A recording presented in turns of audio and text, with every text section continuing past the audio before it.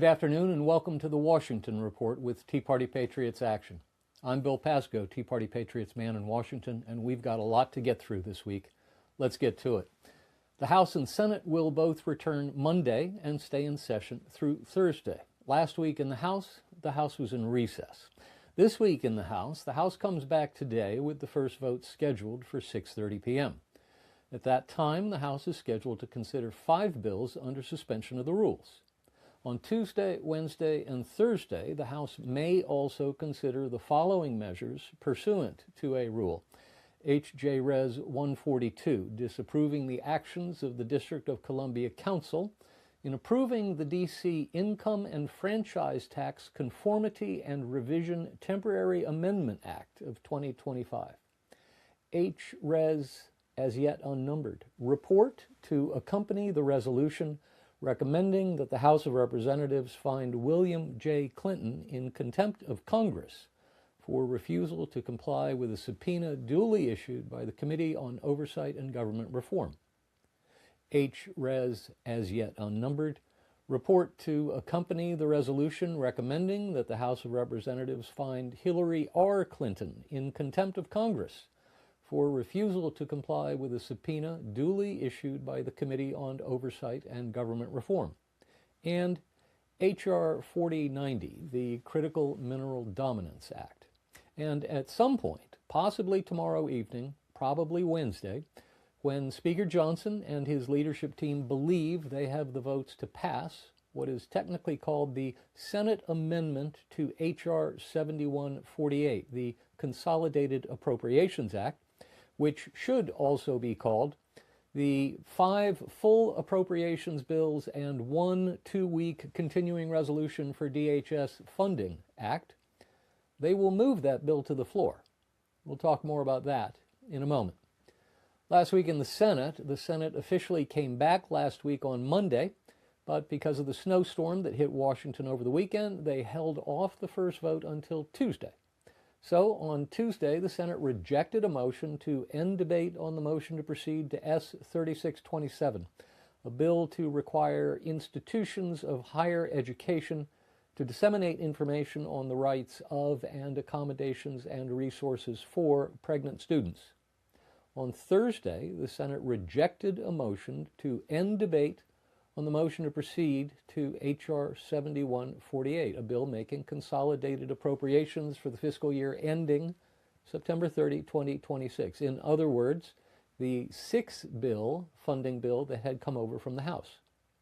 Later Thursday, Senate Democrats struck a deal with the White House to pass 5 funding bills the way they had come over from the House and pass a 2-week continuing resolution to keep DHS open while negotiators tried to cut a deal on the Department of Homeland Security funding bill, which contains within it the ICE funding bill that so upset Democrats.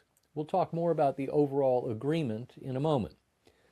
Once the deal had been struck between the White House and the Senate Democrat leader, the work still was not done. That agreement had to be turned into legislation that could pass on the floor of the Senate.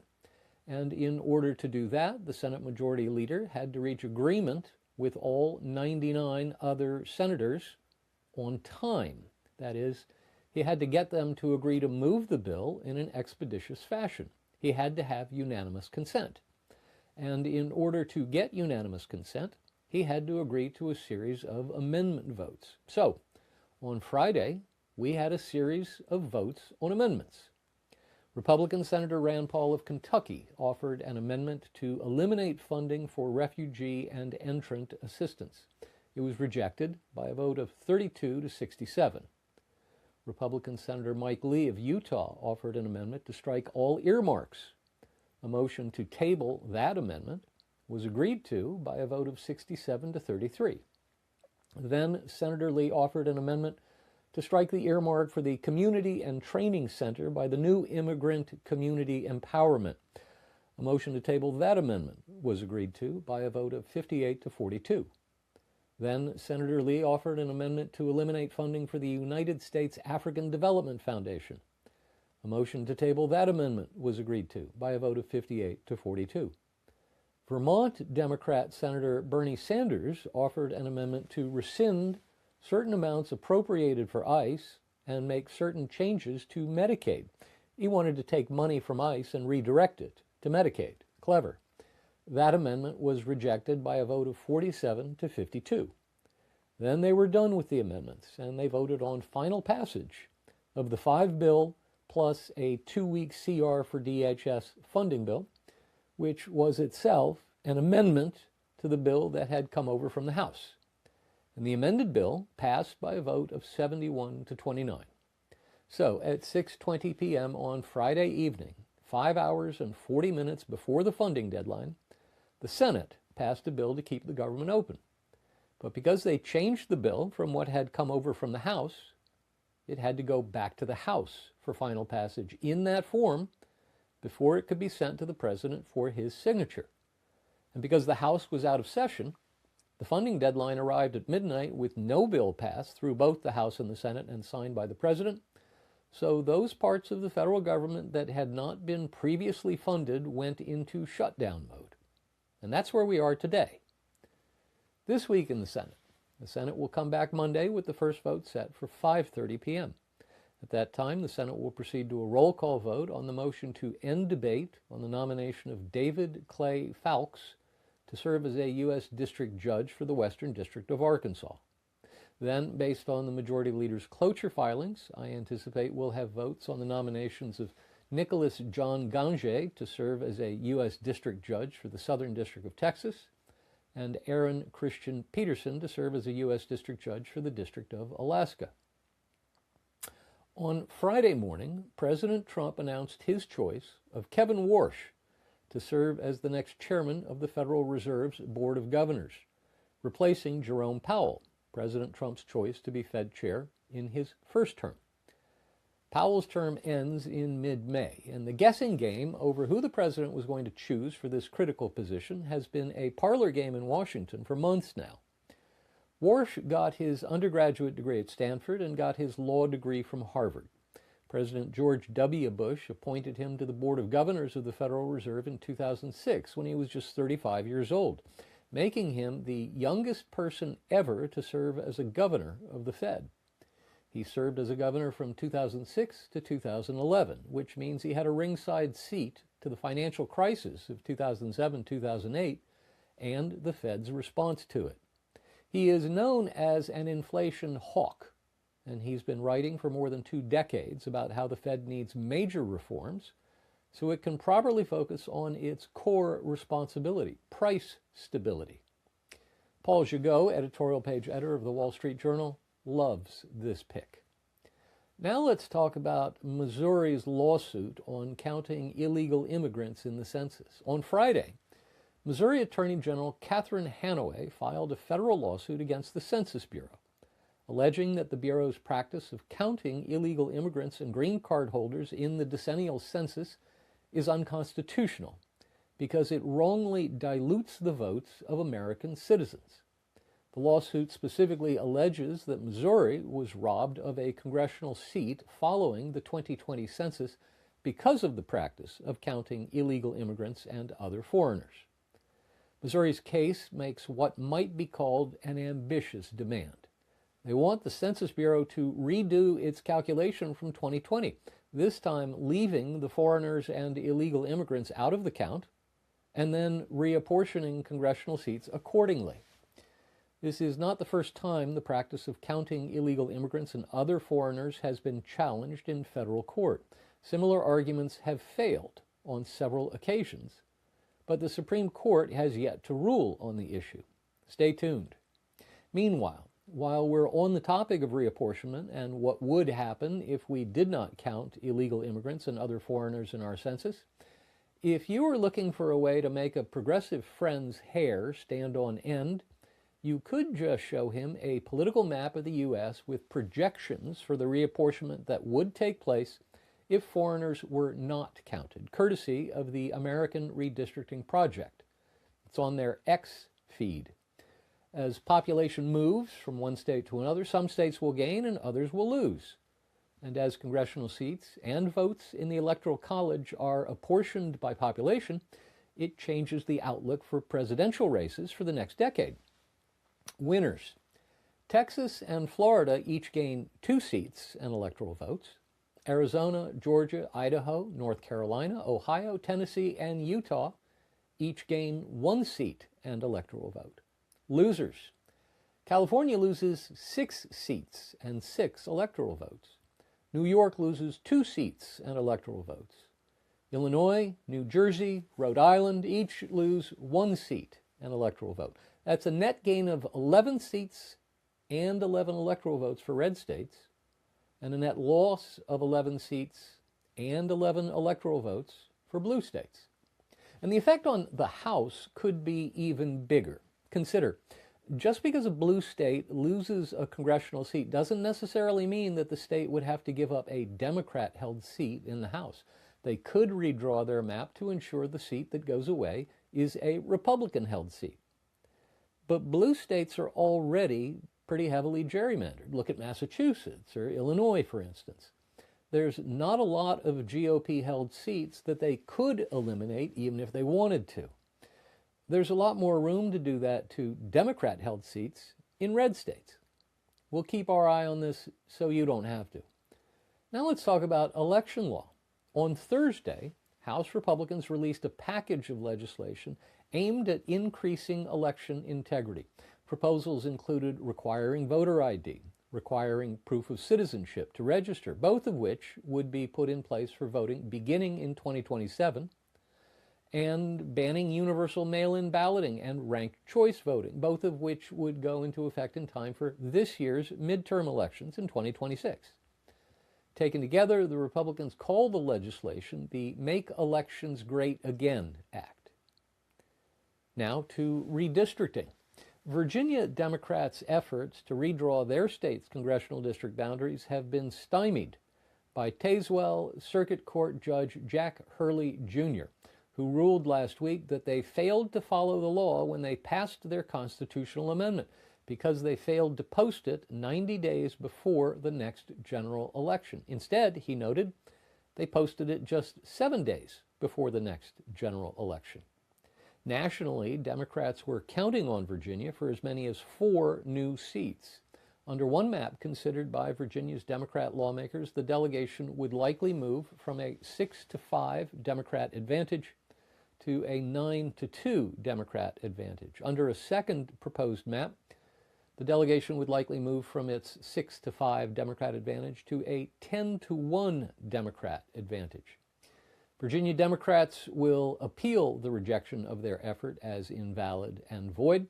This case is almost certainly headed for the Virginia Supreme Court. Now the latest on the Working Families Tax Credit. Tax filing season began last week, and as the Wall Street Journal reports, so did Republicans' hopes to turn last year's Working Families Tax Credit Act to their advantage. They learned a lesson from the last time they passed a tax bill under reconciliation in 2017. That year, they pushed first at what became their failed attempt to repeal Obamacare. It was only later in the year, in fact, it was December, when they were able to pass the Tax Cut and Jobs Act. The delay meant the tax cuts didn't go into effect early enough to affect voter attitudes for the 2018 midterm elections, and we all know how they turned out for Republicans. So, having learned a lesson, Republicans in both House and Senate buckled down at the beginning of the year last year and pushed to get the tax cut package through the Congress in time to have the bill signed by President Trump on the 4th of July. That means people will feel the effect of the tax cuts when they file their taxes, because many of the changes to the tax code were made retroactive to January 1 of last year. And that means that refunds will be larger than they were last year. In fact, economists estimate that last year's refund total of $329 billion will be eclipsed by this year's total, which they estimate will come to about $100 billion more. Now let's talk about the Epstein files. On Friday morning, more than 5 weeks after the law required, Deputy Attorney General Todd Blanche announced that the Department of Justice was releasing more than 3 million pages of materials related to the convicted sex offender Jeffrey Epstein. According to Blanche, those files fulfill DOJ's obligations under the law that was passed last year with only one member of Congress in opposition. Blanche said he did not think the document release would satisfy everyone. Democrat Congressman Ro Khanna, who led the effort to push for the file's release with Republican Congressman Thomas Massie, proved Blanche's point. Quote, "The DOJ said it identified over 6 million potentially responsive pages, but is releasing only 3.5 million after review and redactions," he said. "This raises questions as to why the rest are being withheld," unquote. Khanna went on to say he would be, quote, "reviewing closely to see if they release what I've been pushing for, the FBI 302 victim interview statements, a draft indictment and memorandum prepared during the 2007 Florida investigation, and hundreds of thousands of emails and files from Epstein's computers," end quote. Now let's talk about those Clinton contempt votes I mentioned earlier. 2 Wednesdays ago, when the House was last in session, the House Oversight and Government Reform Committee voted in 2 separate votes to recommend that the full House hold Bill and Hillary Clinton in contempt of Congress for the pair's failure to respond properly to duly issued subpoenas from the committee.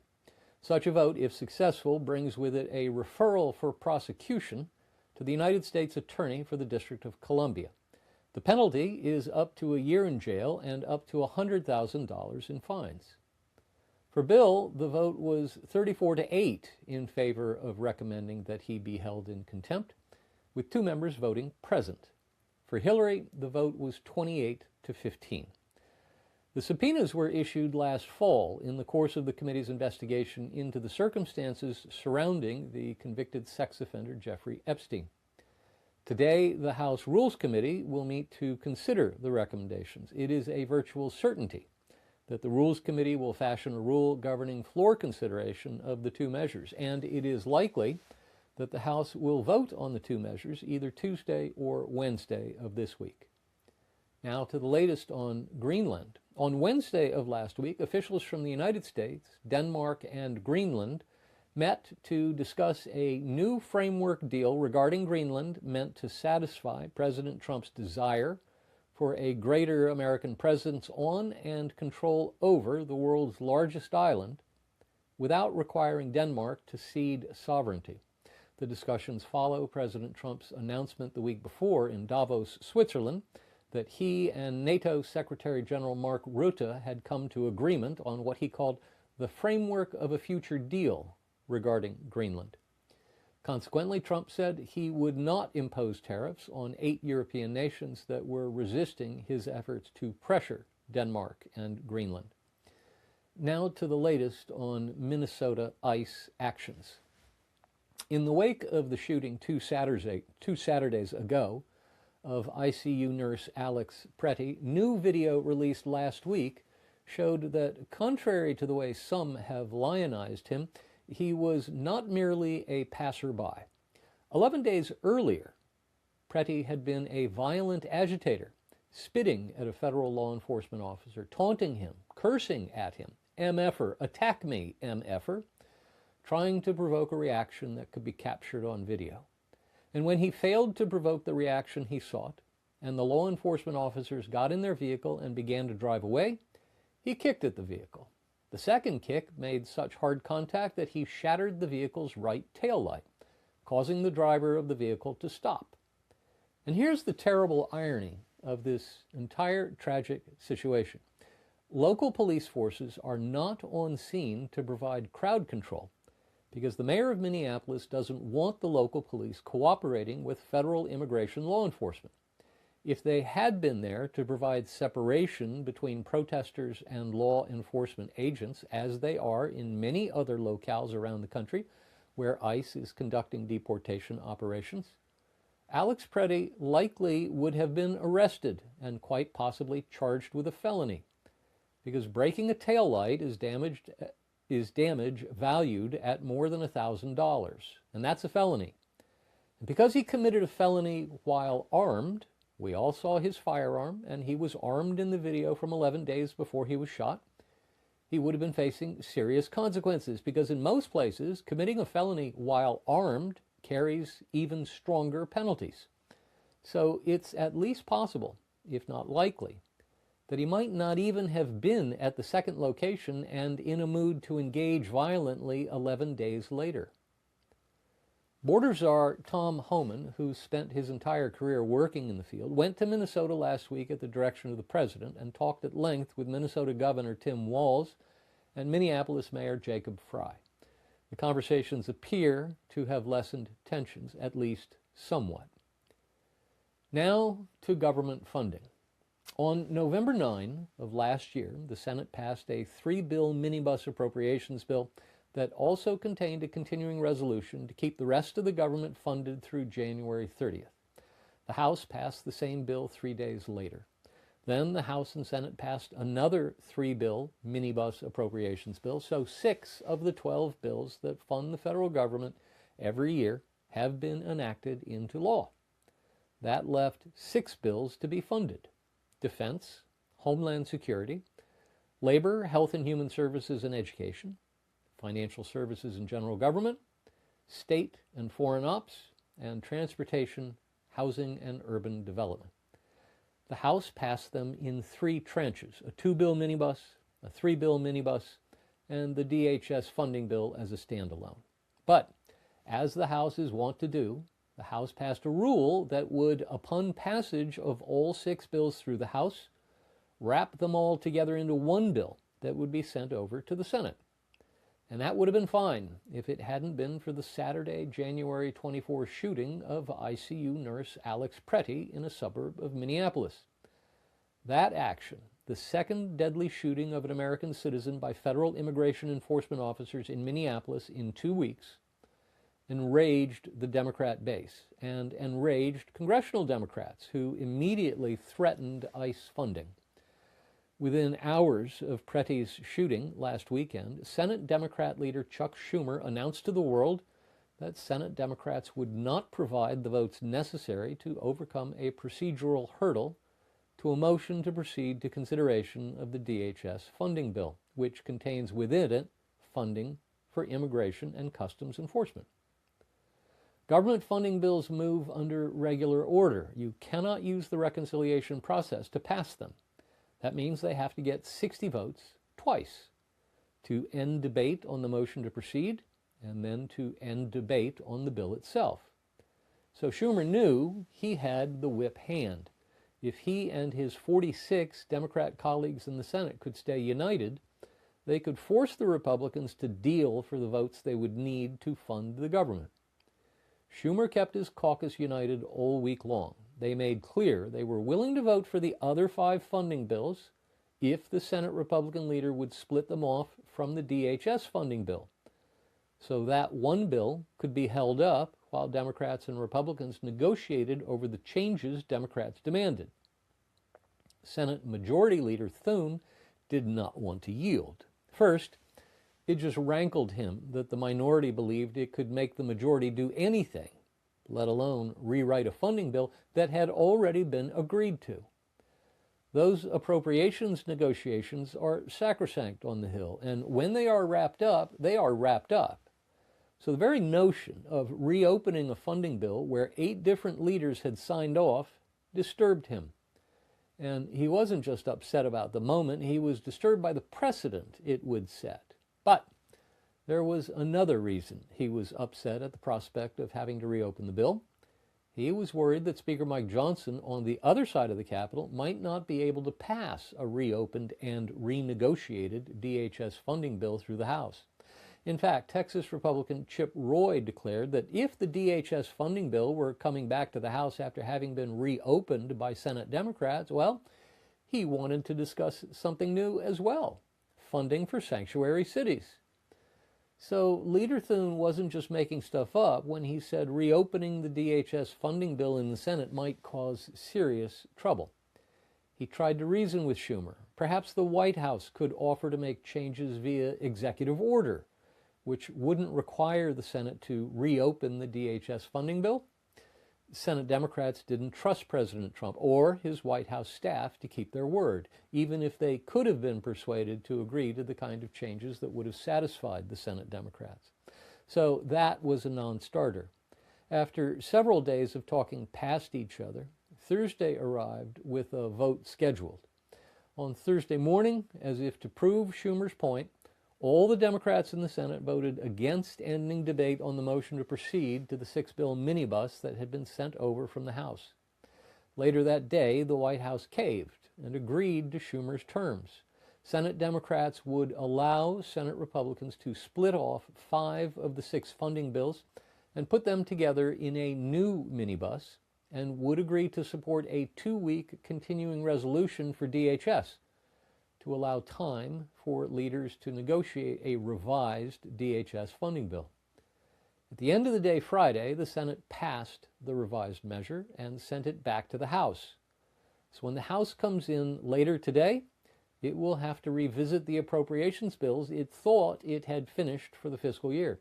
It will have to try to pass the same 5-bill minibus appropriations bill with a 2-week CR for DHS funding thrown in for good measure. Speaker Johnson told his Republican colleagues in a conference call Friday night that he planned to bring the measure to the floor Monday evening under suspension of the rules. That way, he wouldn't have to move a rule through the House floor. He was not at all sure he could move a rule through the House floor. So he planned to bypass the need for a rule by bringing the bill to the floor without a rule, under a procedure known as suspension of the rules. We've talked about this procedure many times, but for those of you who are new to this, let me review it quickly. All bills come to the floor of the House with a rule that governs floor debate on that measure. How long the debate will be, who will control the time for supporters of the bill, and who will control time for opponents of the measure. How many amendments will be in order? What amendments are they, etc. The rule itself gets its own vote, and it must win a majority of the votes cast in the House. Almost always, votes on rules are a party line matter, with all the members of the majority party voting in favor of the rule, and all the members of the minority party voting in opposition to the rule. But sometimes the House leadership knows it cannot win a majority vote for a given rule, and they decide to use another procedure to bring a bill to the floor. They call this procedure suspension of the rules, and it literally suspends the rules of the House. Because this procedure allows the leadership to bring a bill to the floor without any rules in place, it requires that the measure pass a higher bar than the majority vote that is required to pass a bill under regular order. To pass a bill under suspension requires a 2/3 vote, 290 votes instead of 218, if all members of the House are present and voting. So on Friday night, Speaker Johnson, believing that he would find at least some members of his own party who vote against the rule, told his conference that he would bring the funding bill to the floor under suspension of the rules. He figured that with Democrats satisfied that the DHS funding would be split off and renegotiated elsewhere, he could count on getting maybe even as many as half the Democrats in the House to vote for the bill, or at least the roughly 70 votes he would need to get to a 2/3 majority. But then House Minority Leader Hakeem Jeffries announced on Saturday that House Democrats would not help Republicans move the measure through the House. Without at least 70 Democrat votes, Johnson could not pass the measure under suspension. So he tossed that idea and began thinking. And that's where we sit today, as members of the House come back to Washington. What was originally planned as a vote for tonight has now been moved to tomorrow at the earliest. And more than half the government will remain shut down until Speaker Johnson figures out how to get this bill through the House. And that's our Washington report for this week. If you've got any questions or comments, please drop us a line at jenny.beth@teapartypatriots.org. That's jenny.beth@teapartypatriots.org. If you want me to answer a question during the broadcast, just put "for broadcast" in the subject line. We'll be back next week with another edition of the Washington Report. Same time, same channel. Until then, be well and be active.